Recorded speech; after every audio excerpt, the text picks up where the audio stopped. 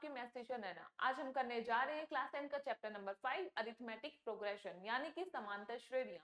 हमने इस चैप्टर के बेसिक कॉन्सेप्ट्स को अपनी प्रीवियस वीडियो में डिस्कस किया था। आज हम इस वीडियो में इस चैप्टर के कुछ एग्जांपल्स को यहाँ डिस्कस करेंगे। सो एग्जांपल नंबर 1 है आपका, for the given AP right the first term and the common difference. तो यहाँ पर आपको first term and common difference लिखना है, यानी कि प्रथम पद एंड सार्व अंतर। तो यहाँ पर एपी हमारे पास क्या है, 3/2, (1/2), (-1/2), (-3/2) एंड सो ऑन। अब यहाँ पर प्रथम पद यानी कि फर्स्ट टर्म क्या होती थी, जो एपी आपको गिवन है उसमें जो पहले नंबर पर, पहली पोजीशन पर जो भी नंबर या जो भी वेरिएबल कुछ लिखा होगा वो आपका प्रथम पद होगा, यानी कि फर्स्ट टर्म होगी। तो यहाँ पर फर्स्ट नंबर पर कौन सा टर्म है, 3/2, तो ये आपकी फर्स्ट टर्म है, A1 या फिर हम इसे A से भी डिनोट करते हैं। तो ये आपकी फर्स्ट टर्म हो गई। अब D कैसे निकालते थे, D निकालने का हमारे पास सिंपल तरीका होता था, हम A2 माइनस A1 करते थे, यानी कि सेकेंड टर्म में से फर्स्ट टर्म माइनस करते थे, या फिर हम इसके दूसरे तरीके से देखें तो A3 माइनस A2 करते थे। ओके, आप कोई भी टर्म लीजिए, उसके प्रीवियस टर्म को उसमें से सब्ट्रैक्ट कर दीजिए तो आपको डिफरेंस मिल जाता था, D मिल जाता था। तो लेट्स से हम यहाँ पर A2 माइनस A1 यूज कर रहे हैं, तो यहाँ पर A2 क्या है, 1/2 एंड A1 क्या है, 3/2। तो 1/2 में से हमें 3/2 को सब्ट्रैक्ट करना है।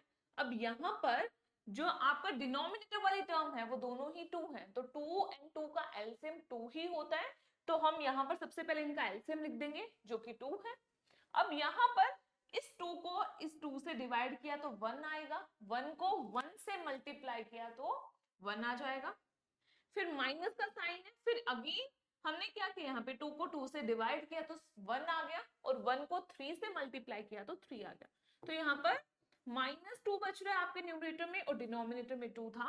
अब 2 से 2 कट हो गया और यहाँ पर बन गया -1। तो ये इस एपी का कॉमन डिफरेंस है। तो यहां तक हमारा क्वेश्चन ये कंप्लीट हो चुका है। अब मूव करते हैं अपने नेक्स्ट पार्ट की तरफ।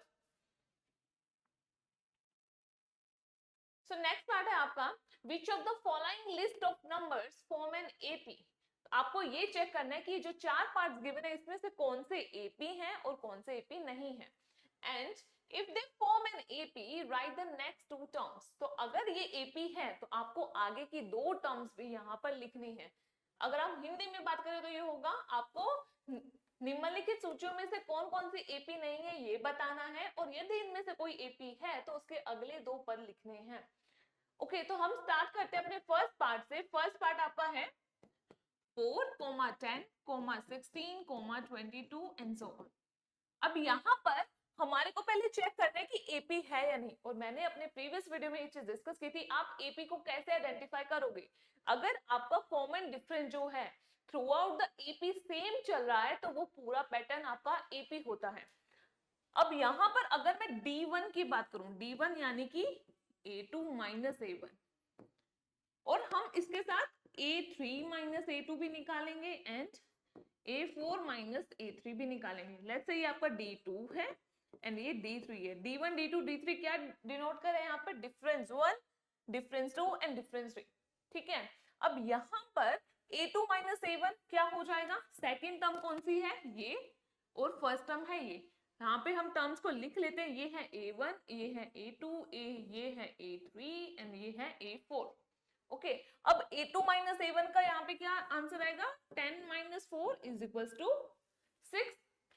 अब यहाँ पर A3 माइनस A2 करना है तो A3 आपका है 16 एंड A2 है 10, तो यहाँ पर भी 6 आ गया।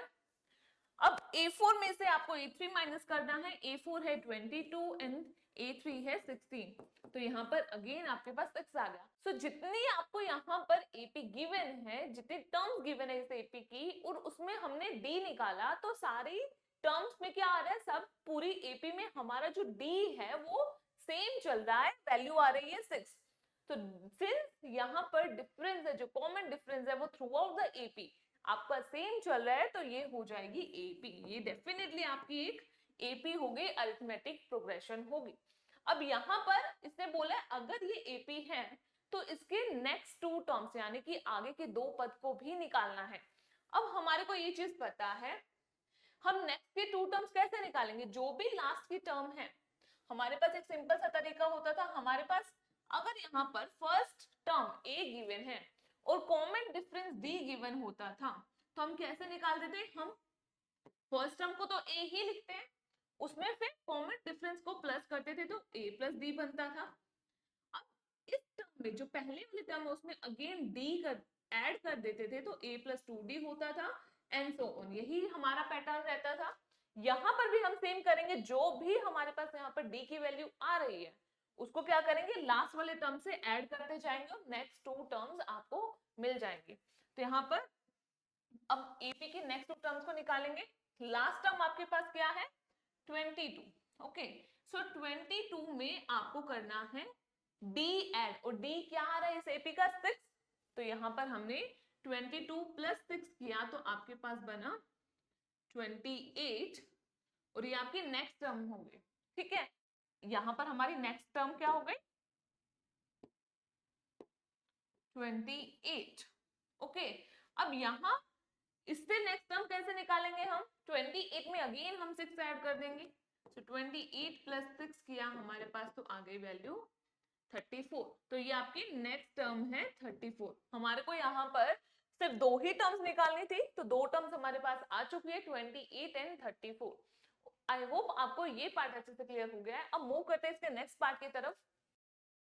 तो सेकंड पार्ट है यहाँ पर 1 comma -1 comma -3 comma -5 and so on.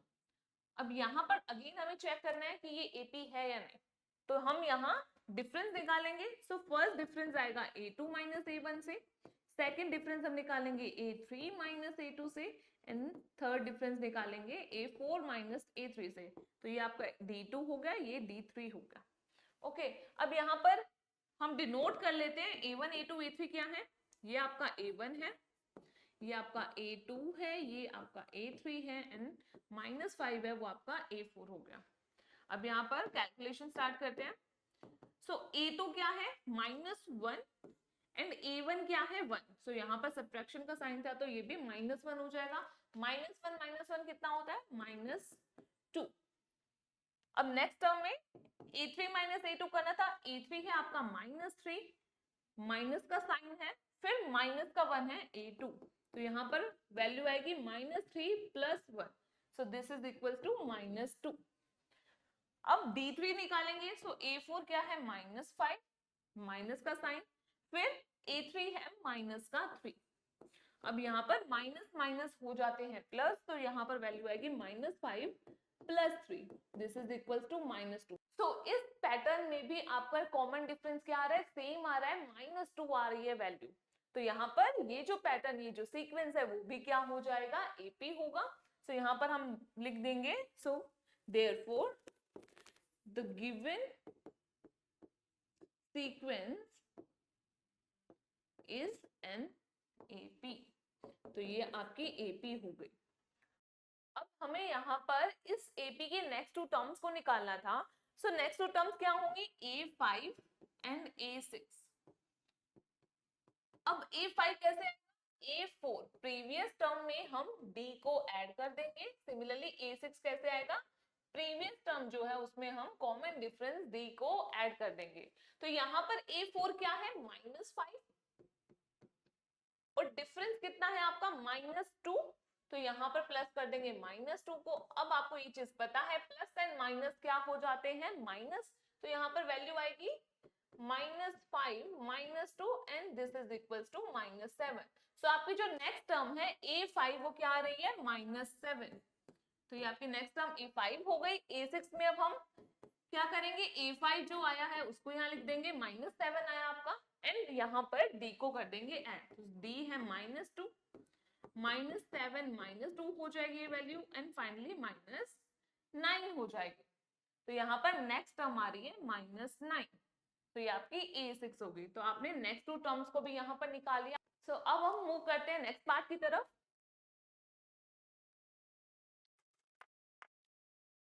तो थर्ड पार्ट है यहाँ पर -2 comma 2, comma -2, comma 2, comma -2 and so on. अब यहाँ पर हमें चेक करना है कि ये एपी है या नहीं, तो एपी होने के लिए हमारे को डिफरेंस लेना पड़ेगा। सो फर्स्ट डिफरेंस कहाँ से आएगा, a2 माइनस a1 से। सेकंड डिफरेंस आएगा a3 माइनस a2 से। थर्ड डिफरेंस आएगा a4 माइनस a3 से। तो ये आपका d2 है एंड ये आपका d3 है। अब यहाँ पर a1 है -2, a2 है 2, a1 a3 आपका है -2, a4 है 2 एंड सो ऑन।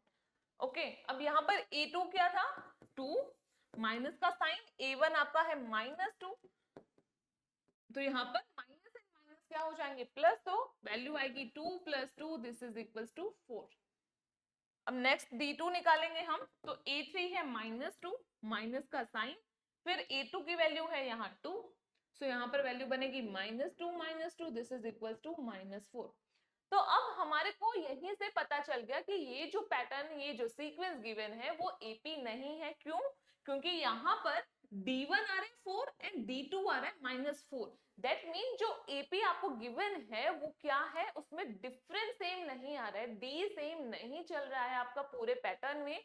सो ये जो सीक्वेंस है वो एपी नहीं होगी। तो हम यहाँ पे रीजन लिखेंगे, since D1 is not equals to D2, therefore the given sequence is not an AP। क्योंकि ये जो सीक्वेंस गिवन है वो एपी नहीं है, तो हम इसके नेक्स्ट 2 टर्म्स को भी नहीं निकाल पाएंगे। तो यहीं पर आपका ये जो पार्ट है वो कंप्लीट हो जाएगा। अब मूव करते हैं इसके नेक्स्ट पार्ट की तरफ। तो नेक्स्ट पार्ट है आपका 1, 1, 1, 2, 2, 3, 3, 3।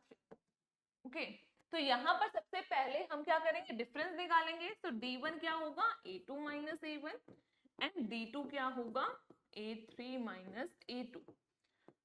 अब यहाँ पर a2 क्या है, a2 भी 1 है एंड a1 भी 1 है, फिर a3 है आपका 1, फिर a4 है आपका 2।